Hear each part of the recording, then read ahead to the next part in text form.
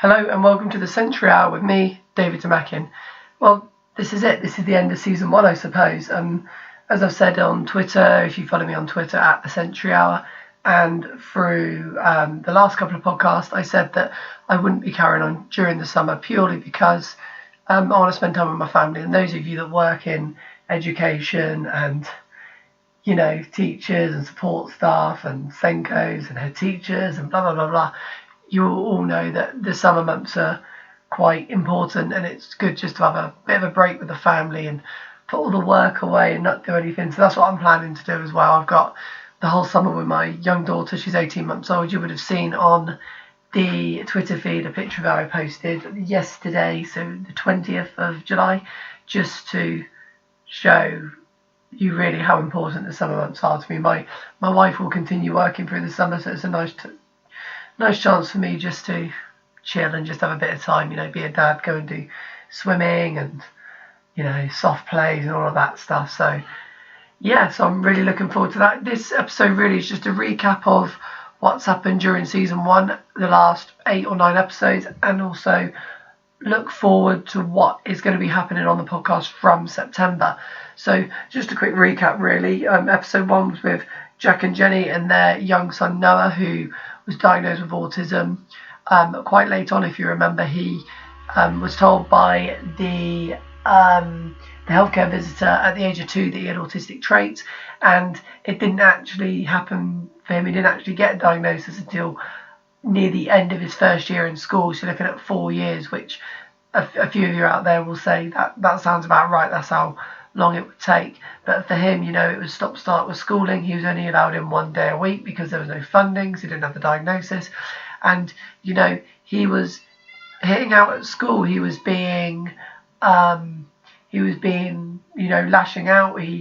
Jenny told the story where she got quite emotional, where Noah bit one of the other students, and it was purely, we discussed on the show that it was out of frustration and confusion, not really knowing his place. And as soon as the diagnosis came, the money was available, and now, I've spoken to Jack and Jenny, and I follow them on Facebook and things like that, and Jenny posted something wonderful the other day saying how he's got to the end of year 2, there's been no incidents, his reading age shot through the roof, his maths has gone up as well, considering this is a boy who was essentially 6-7 months behind due to only going to school 1 day a week.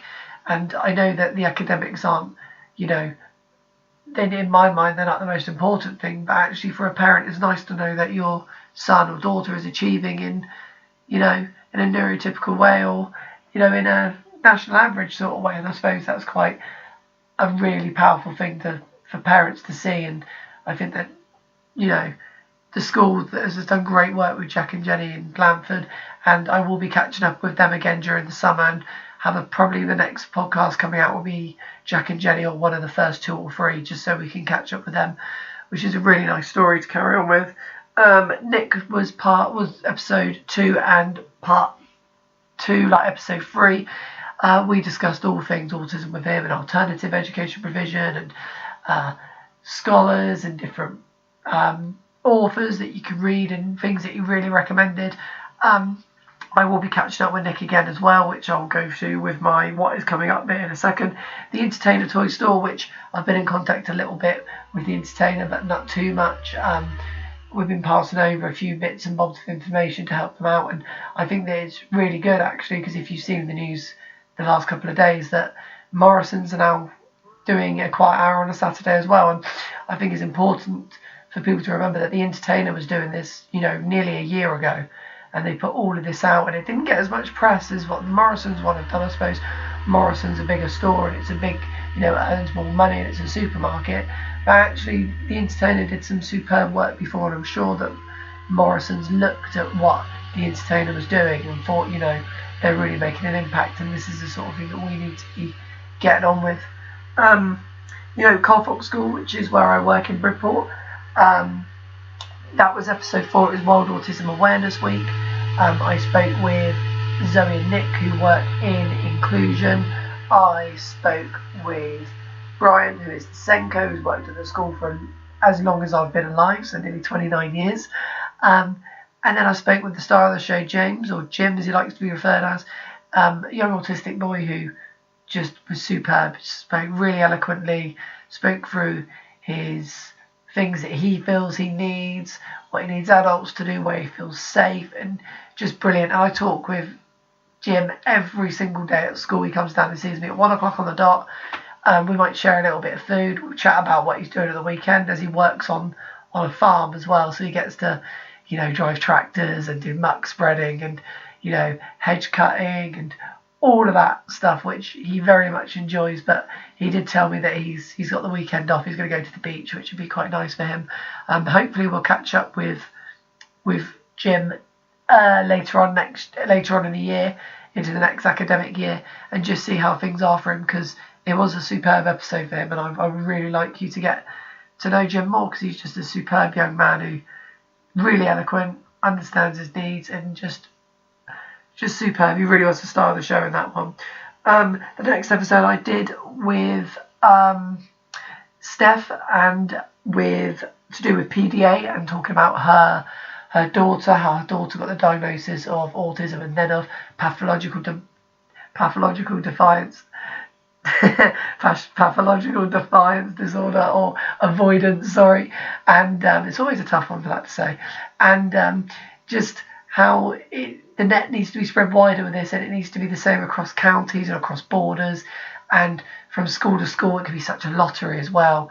Like I said to you in that episode, I actually live in Somerset, where PDA is recognised and there's funding for PDA, but in Dorset, literally 20 miles down the road, is not recognised. There's no funding. I mean, I suppose luckily for me, I have worked in Somerset and I've received training, and I've worked with 3 or 4 students who have a PDA profile, one diagnosed, and so I was able to take these skills, I suppose, and take them into my next job, which is now at Colfax School, as I said, in Bridport, Dorset, where we have a couple of students who present with a PDA profile, and I can put strategies in place. I suppose that's the thing that's so important, is you don't need a diagnosis. You can put strategies in place. You can use,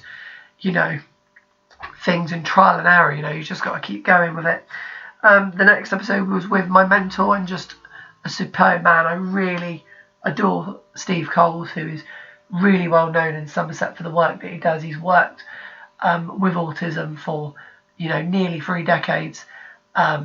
If you would have heard on the podcast, you'd see that he just says his mind. He says what he knows, what his experiences are. He goes into different schools, gives them strategy, gives them support. He doesn't mince his words and say how are you differentiating? Because if you're saying to someone, you just have to do the first 5 questions, that isn't differentiating. Have you got a task board? Have you got a visual timetable? Have you got visual cards? Are you using sign language like the total communication, or are you using the program Communicate in Print? Are you using dragon speech? These are all things that schools could put in place, but I suppose it's difficult for teachers if you've not come across those sort of needs before. And in my experiences, for sure, NQTs and teachers in the first 1 or 2 years of teaching, they're not really equipped to know these needs straight away. They're more taught about behaviour management in general, and not about specific needs. And that's where I feel TAs come in, because they can do some superb work with students. And also in my role as autism specialist at the school, I can give little bits of advice and drop things in place. And I've always found that, the majority of teachers, especially new teachers coming into the profession, are really up for making a difference and wanting to make a difference. And, I've got an example in my school where one of the teachers, I used the strategy with a student, and it worked, and he was getting on with the work, and he was nice and calm. Towards the end of the lesson, the student asked me if he could go outside and bounce his ball, which is one of the strategies. As a bouncy ball bounces against the wall, it's like cathartic. It's just the noise of the ball, the bounce on the floor, the feel and the texture of the ball. It's just a nice sensory calming down activity for him. And at the end, I went back and said to the teacher what why I took him out and everything, and why he came out for the last 5 minutes. And he was really interested about why I've done that, and what were the signs of how I knew that the student was starting to unravel, and is there anything that he could do in class that could help him with that. And that's just ideal that's just ideal with how things should be. Especially there's a couple of departments at Colfox as well, such as the English and Science department, who have been excellent with me as well, really wanting to make a difference and including me in conversations such as timetabling and groupings and how they should do it if they want to be mixed ability, and in science when they're setting up practicals, and how would we put it in, explain the practical to someone that might not be able to just take in auditory needs, right? And what visuals do we need? Do we need any social studies beforehand? And it's really superb to see that sort of work being taken place. It's just a credit to the school and a credit to these professionals that really want to make a difference. We'll then move on to the final episode that in the series, which was Autism, Drugs and Alcohol.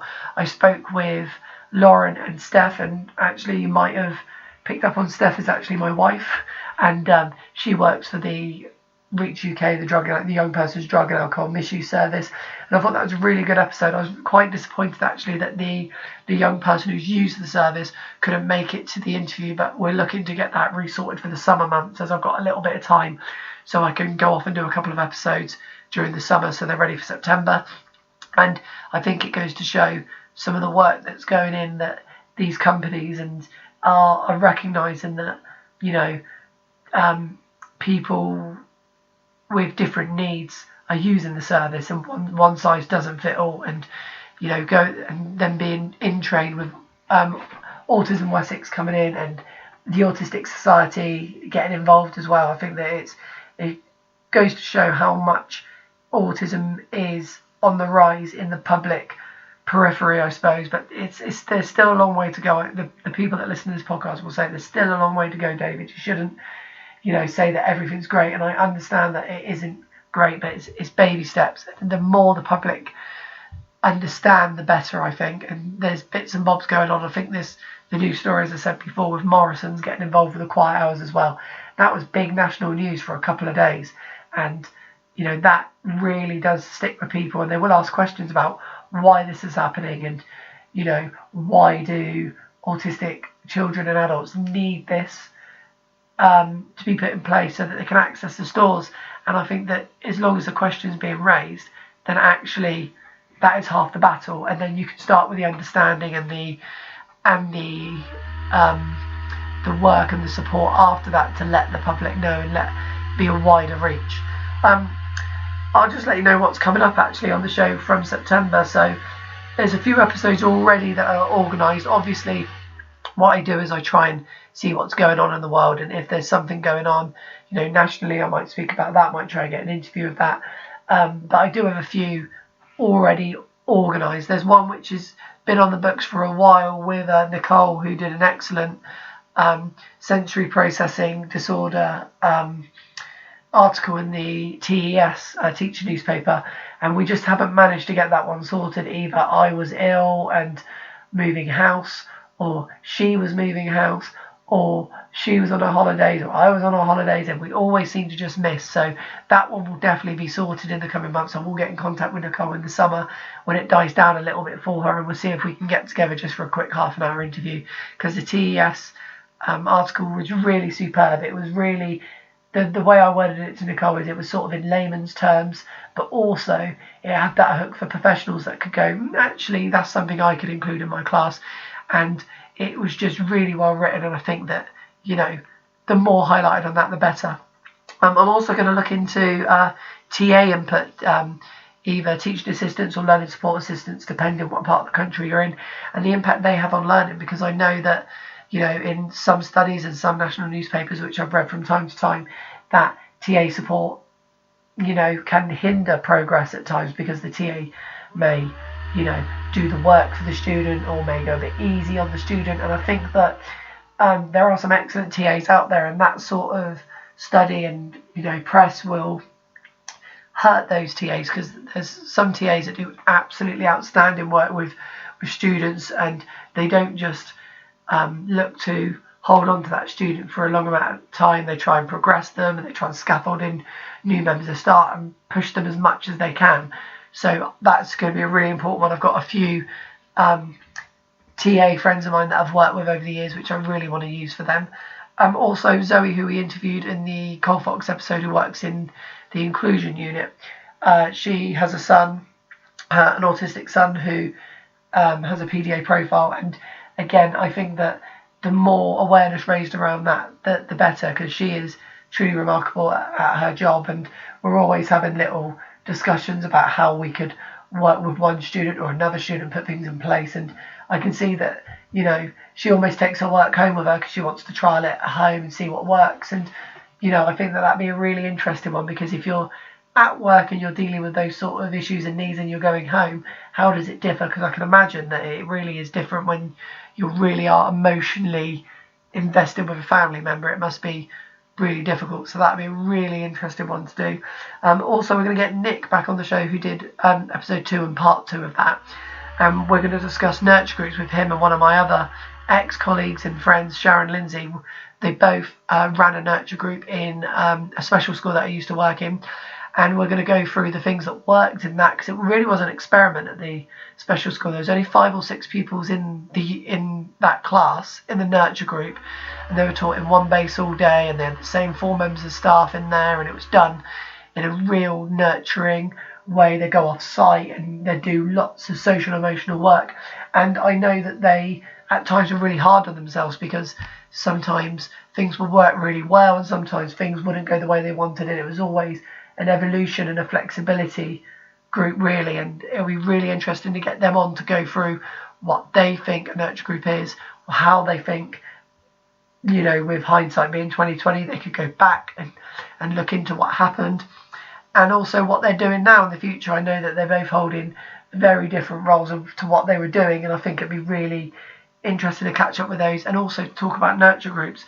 We're going to do a part 2 of the autism, drugs and alcohol episode, where I will interview the young lady who went through the drug and alcohol misuse service, talk about what they put in place for her, talk about how she felt that helped and how she's doing now, and just see how everything is. I think that'd be a really, really interesting one as well. I know I keep saying interesting, but I actually, you know, if they weren't interesting and they weren't good stories and they weren't thought-provoking, then I wouldn't do them. You know, I'm doing it as a trying to get people to think about different areas of the world and community that autism has affected, and, you know, people need to adjust for these needs. I've been in contact with Morrison's as well, talking about their quiet hours, and I've been put in contact with their press department, and we're just sorting something out now at the moment. It might just be a statement from them, it might be a short interview, but obviously I'll let you know when that happens. And if that does happen, that maybe I'll drop a Sly episode in the summer months, just because it's in the national press at the moment. So if I do manage to get something on that regard, I will put that in place so you guys can hear it in the summer months. I've also got a head teacher lined up at the special school who's going to speak to me about the hiring process, you know, what skills you're looking for in adults to support the needs of the children. Budget's the big deal at the moment. If you follow me on Twitter, you'll see that, you know, there's so many things at the moment about breakfast clubs and school funding going down, and, you know, pupil premiums and all this stuff that's going down. And, you know, to get a head teacher's, you know, mindset on that, to see what the real difficulties are, then I think that will be really important to see, and just to see the difficulties that, you know, everyone's going through at the moment in education. Also, what I have promised for a while is the autism in the Premier League one, the Premier League football clubs. Now, I'm not going to give away all of my findings today, but what I am going to do is I'm going to give away a couple of the football teams that have got in contact with me. Now, there's 20 teams in the Premier League. If you are aware of the Premier League and football, I'm a huge sports fan, so this is a really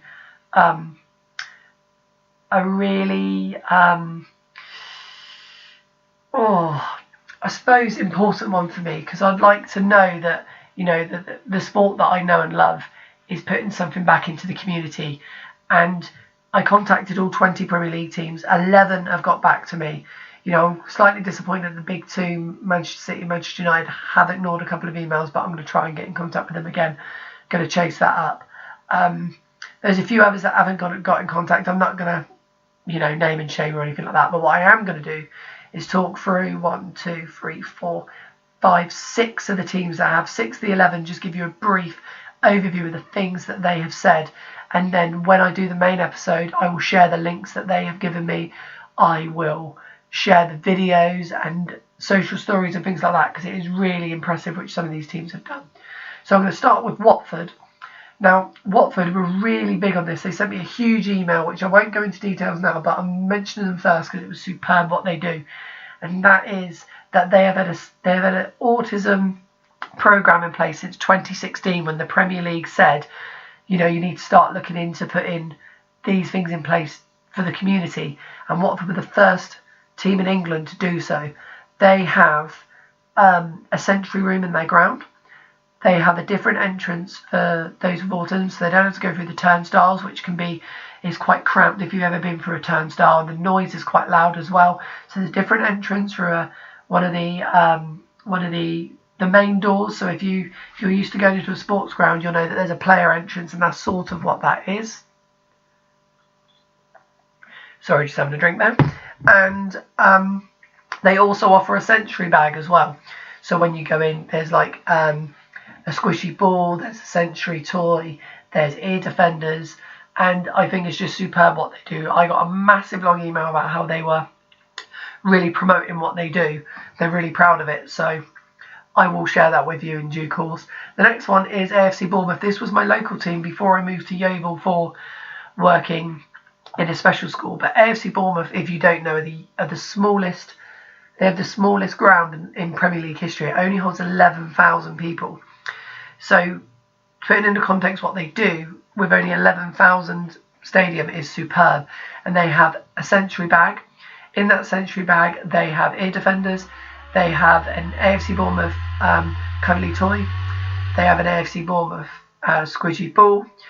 And they also have a sensory chew toy with a menu as well of what they sell in the concourse areas, which you can actually pre-order before you go, so they don't have to go underneath the ground in the concourse area, which in my experience is always hustle and bustle. There's always queues out the door, and someone can actually bring it to their seat, which is just superb.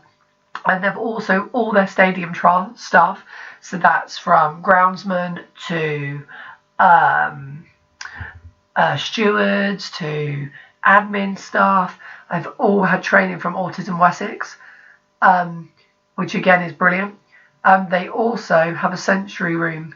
Also, sorry, this is what I'm going to say. They have no sensory room in the ground, as it's a very small ground at only 11,000. But they have said that they've put in plans for their new stadium, which they're going to build over by Bournemouth Airport, and it's going to be a 25,000 seater, and they have sensory rooms in place in their plans for that. So obviously, you know, it's disappointing that they don't have a sensory room, but you understand with only 11,000 seats, and if you've ever been to Bournemouth ground, they've got 8 corporate boxes, so not very many. When you put into context that Manchester United will have in the region of maybe 100 corporate boxes, maybe more than that.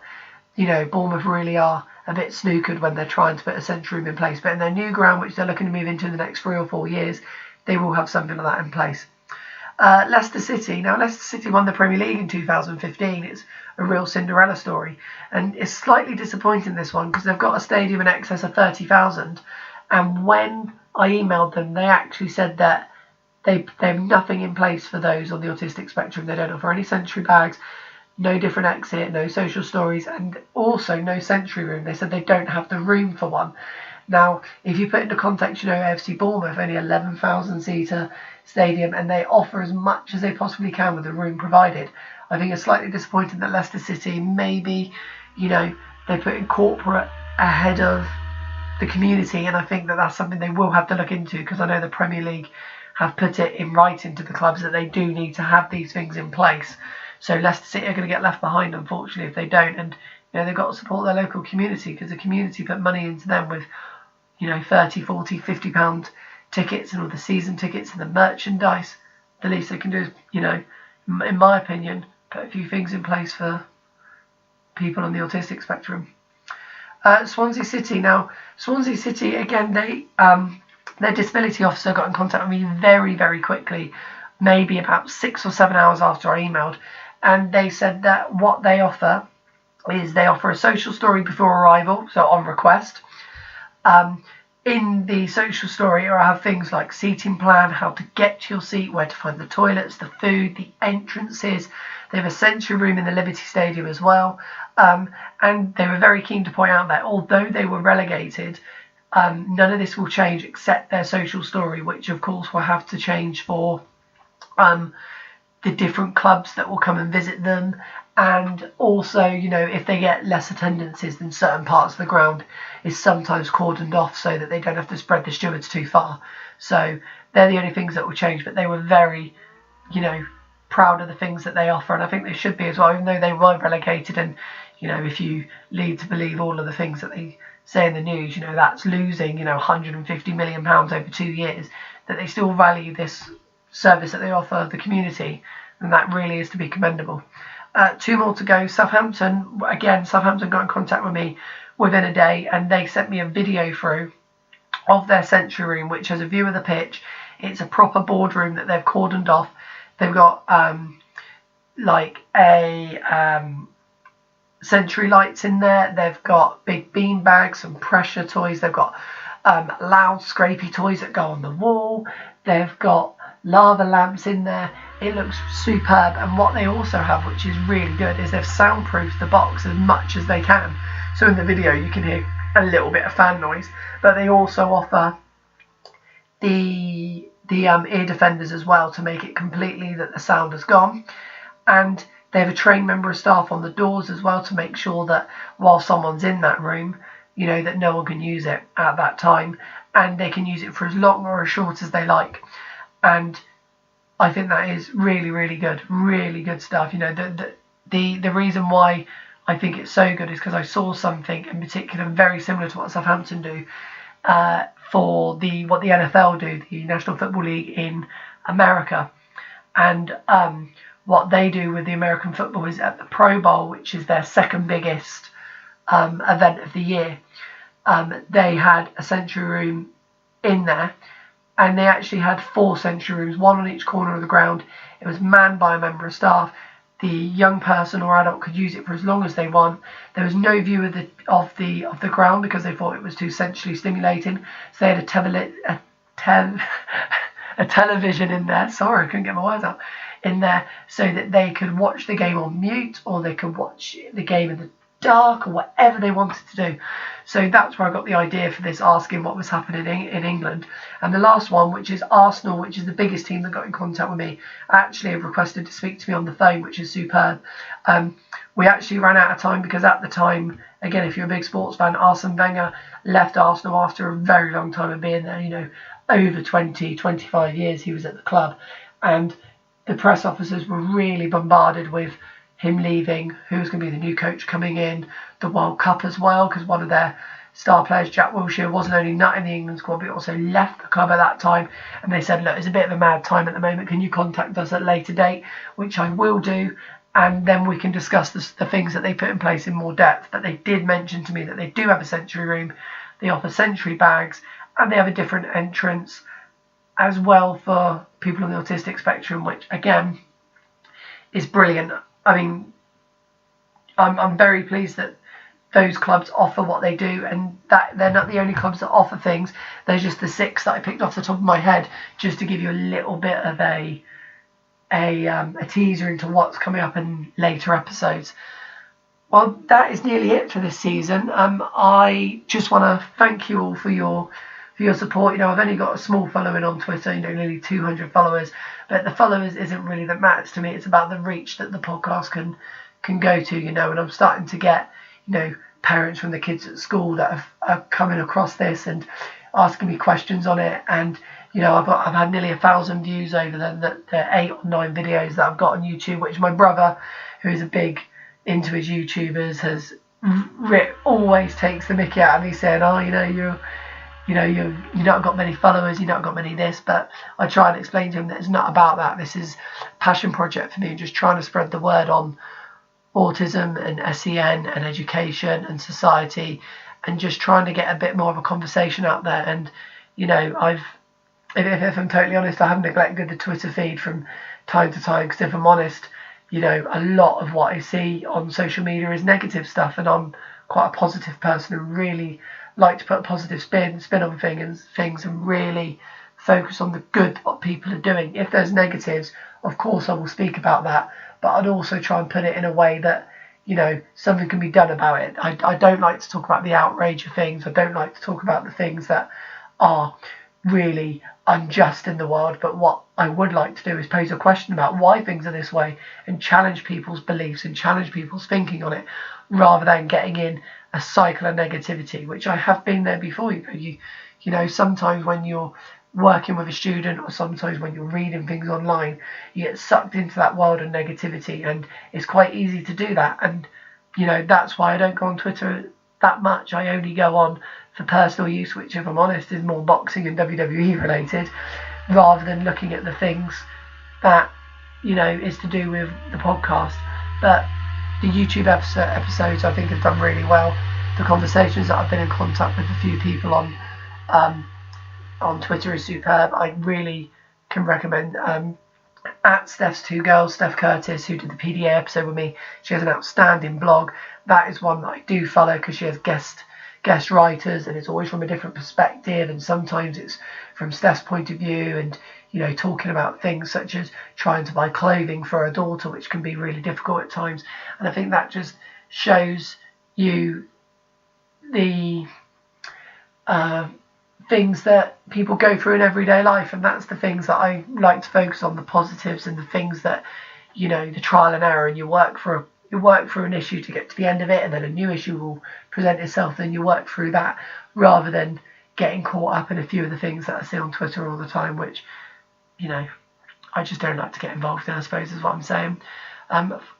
Anyway, I've rambled on now for nearly half an hour. I really do appreciate all your support. The podcast has grown to much more than I ever thought it could.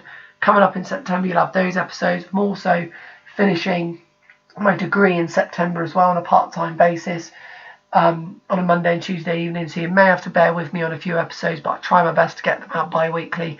Also, it might give me a new audience actually to interview a few of my lecturers and a few of the people on the course, and see if they can recommend any good practice, good authors, you know, anything like that. So it might widen my net a little bit and give me a little bit more work to do, but I'm always happy to do so. Anyway, I've been David Demakin. Thank you so much for listening to Season 1 of the Century Hour. Season 2 will be coming up the first week of September.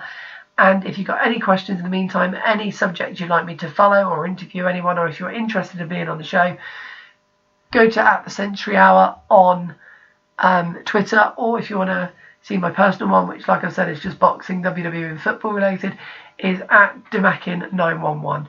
I've been David Demakin, and I will hear and see you in September.